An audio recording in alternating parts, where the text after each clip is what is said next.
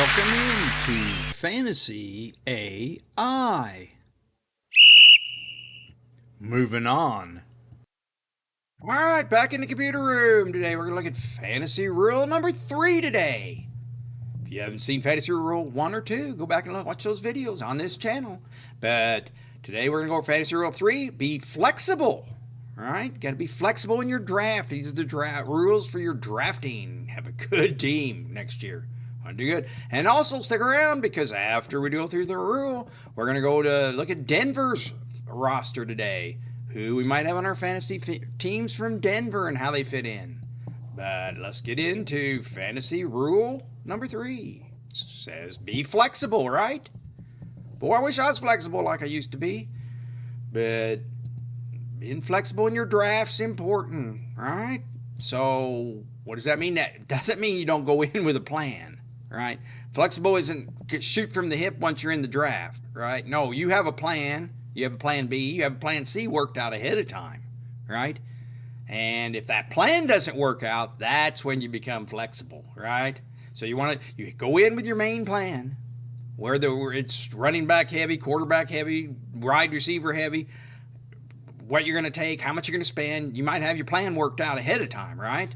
Well, last year, in this work league I used to be in, still am, quarterback heavy was the plan. That meant Josh Allen, right? I was taking Josh Allen and another quarterback, because in this league there's 12 teams, right? Teams, 2-quarterback league, so you can start 2 quarterbacks, and you can, if there's 12 teams, and that's 24 starters right there, you see. But you can start a flex running back into that second quarterback position if you don't have it. But quarterbacks are so important in that league. It's an auction style draft, So I've been in this league 30 years. This is old work when I started for working there a long time ago. All right, quarterback heavy was my plan. That meant Josh Allen. I was going to get him this time. All right.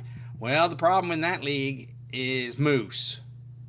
Every year, Moose loves Josh Allen. Moose takes Josh Allen, right?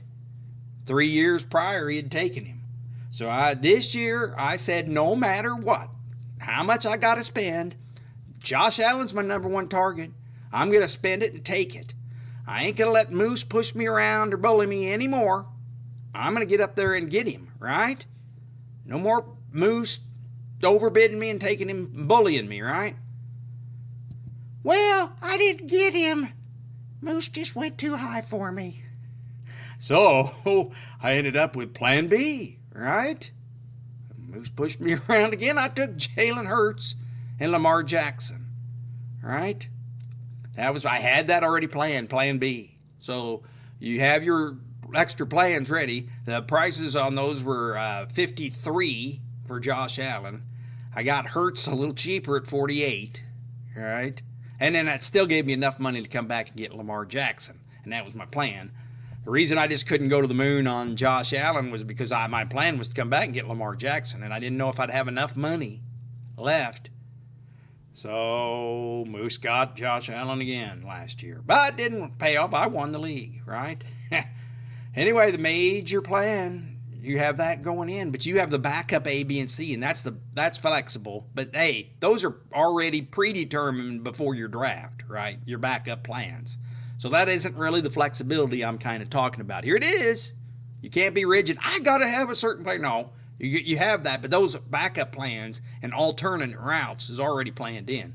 The flexibility I'm kind of talking about here is in the money flow, right?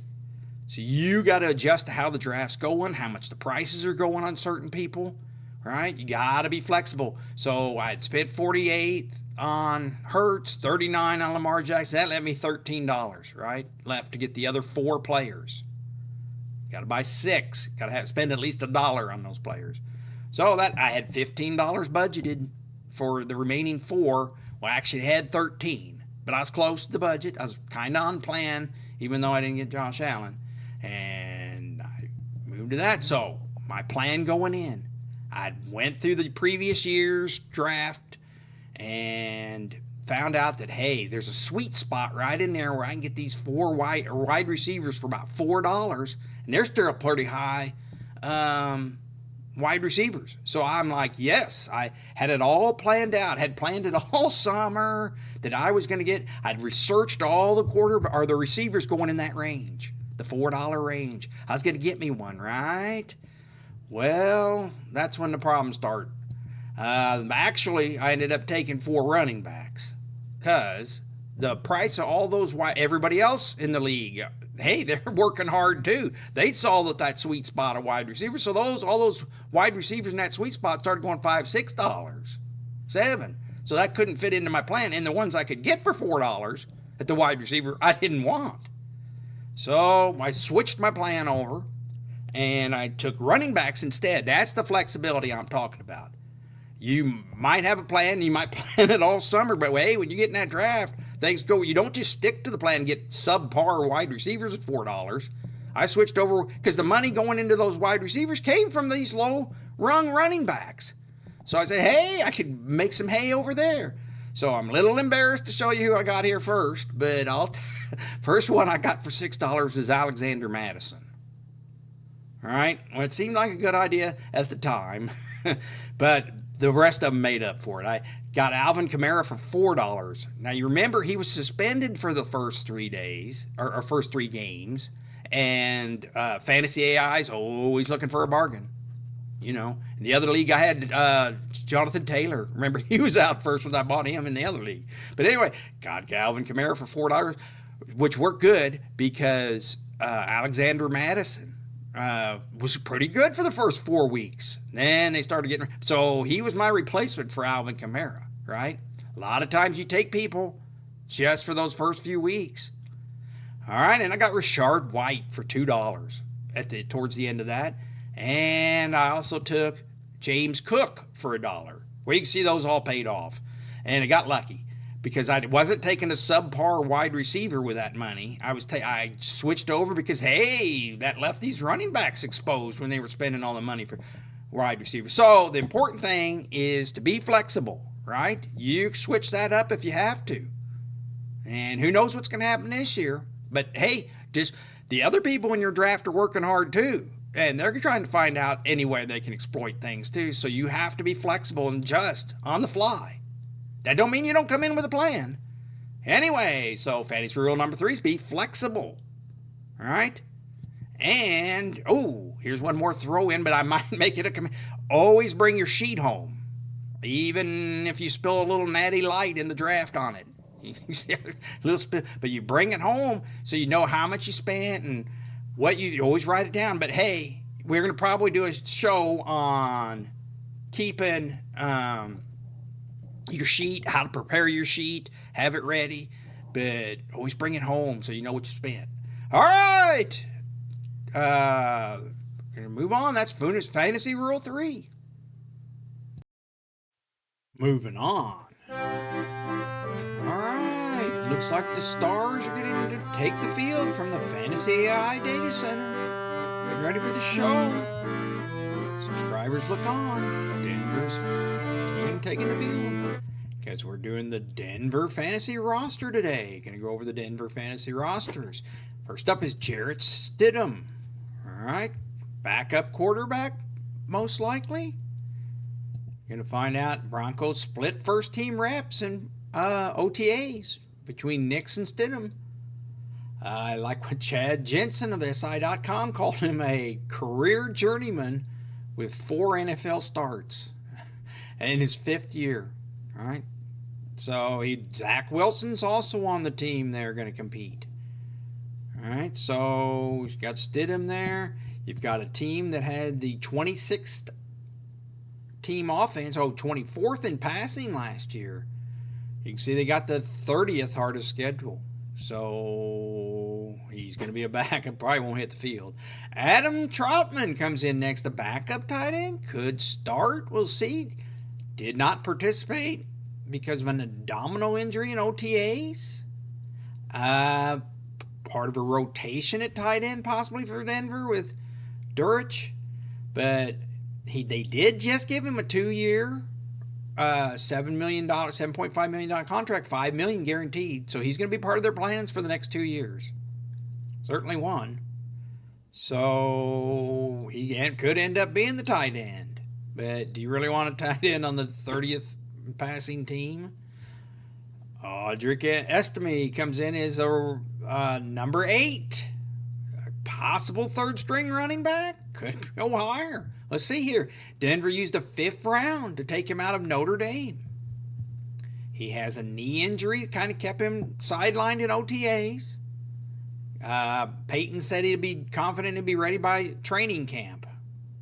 His big competition here is going to beat out Perine.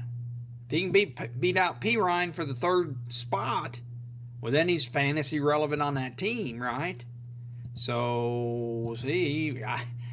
We already got a little secret here. We already got him beating him out here in our depth chart. But we'll see if he can do it in preseason. That's what's great about preseason. Get that preseason in. And next up, we got Durich, tight end. Is he going to stay healthy? Let's go look at his. Played in only 2 games last year. Now, see, they got draft capital in him. You know, and most teams might have moved on already, but they 3rd round draft capital. So they're going to keep trying to see if he can get into the fold there. But, hey, you know, can't stay on the field, should not be on your roster. See that little bit he did last year, barely getting on there. So, I mean, went ahead and gave him the top, not ranked, but gave him the top tight end spot. But I don't know if he can stay healthy enough to do anything with it. All right, next up is a Pro Bowler. Yes, Marvin Mims Jr. made the Pro Bowler as a returner. All right, had 709 yards and touchdown as a returner last year. Now, can he get on the field? Last year he had 384 snaps at wide receiver. Team leader Sutton had 782, twice that. Now, Jerry Jeudy getting traded. That opened up opportunities for him, right? Chance to be the number 2 receiver. You know that Judy's being traded. Now there's a chance for him to be number 2. You can see he got in a little bit there. Did something week 2. But a lot of games there he didn't really do too much there. So will he have a chance to be number 2 this year? Well, things aren't looking great because right above him we've got Troy Franklin. All right. He was the 102nd pick in this year's draft out of Oregon. Well, yeah, he was Bo Nix's college teammate. So they're looking a little bit of that Joe Burrow, Jamar Chase fire. There, what happened when Jamar Chase came in his rookie year, huh? Hey, he caught 1,400 yards and 14 touchdowns from him just last year. So are those two going to have the timing? Is he going to end up being the number 2 receiver? I'll tell you the little truth. He might even end up being the number 1. You never know. Because Cortland Sutton's up next. They got him ranked 40th, right? The only one of the receivers ranked. I saw somebody was thinking about holding out or holding in. He's got 2 years on his contract left. Skipped OTAs recovering from off-season ankle injury. Hey, he's got 1 season of 1,000 yards, and that happened back in 2019. I don't know why we treat him as a number 1 receiver. I just don't like him. Stay away from him. Let alone that that the team passing's not going to be that good. What do you got? 30th.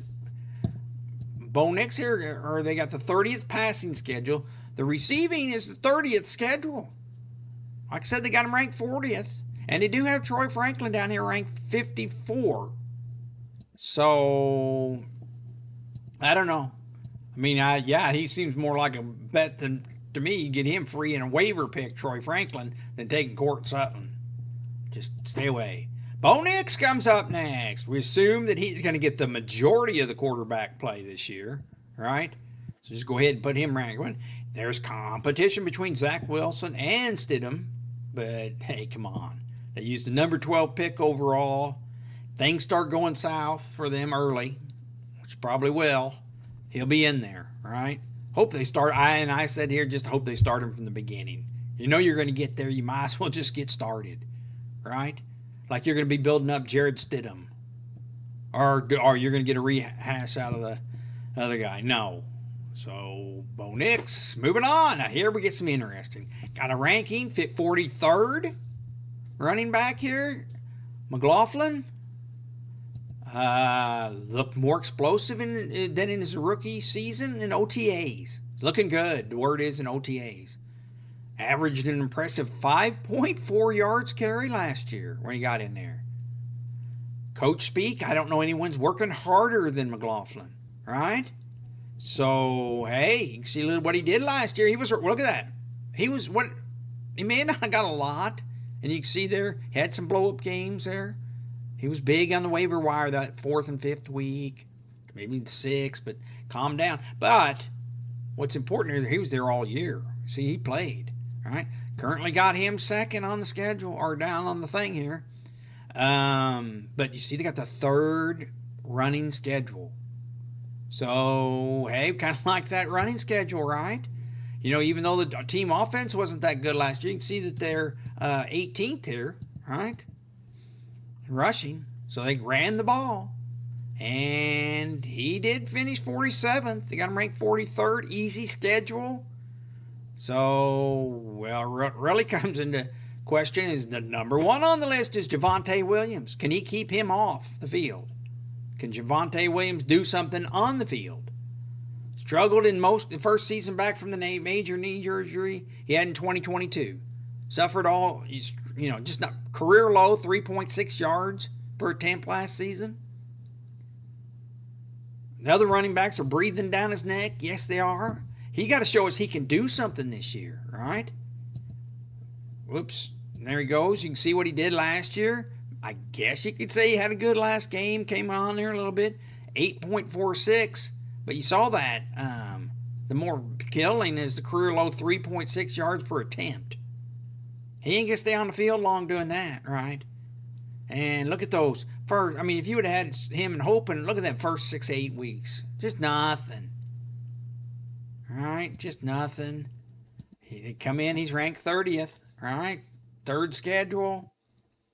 Finished 32nd. I wouldn't take him. I would maybe take this McLaughlin late. Or, hey, you never know. You could wait around. But this rookie might be one of the ones to have, too. Just muddled, you don't know. So you stay away. All right? That's pretty well on the whole team. But we had to go over to Denver, right? And, Fantasy AI. There you go.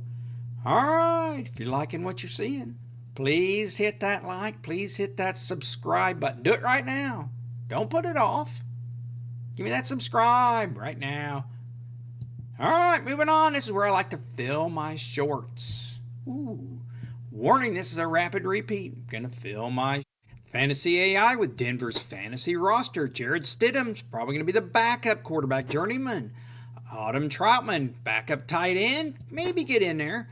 Audric Estime, 3rd string for now, ranked 60th. Greg Dortch, top tight end, probably if he can stay healthy. Marvin Mims, a Pro Bowler at returner. 3rd string, maybe run a receiver. Troy Franklin might take that number 2 receiver spot. College teammate of Bo Nix out of Oregon. Cortland Sutton, don't trust him. Comes in ranked 40th. Probably their top receiver. Just don't trust him. Don't like him. Stay away. Bo Nix comes in. He'll be their quarterback for season most time this year. Hopefully he starts from the beginning. McLaughlin, impressive 5.4 yards a carry last year. Ranked 43rd. And Javonte Williams, can he hold on that top spot, keep those other running backs away? He had a terrible 3.6 last year. We'll see what happens.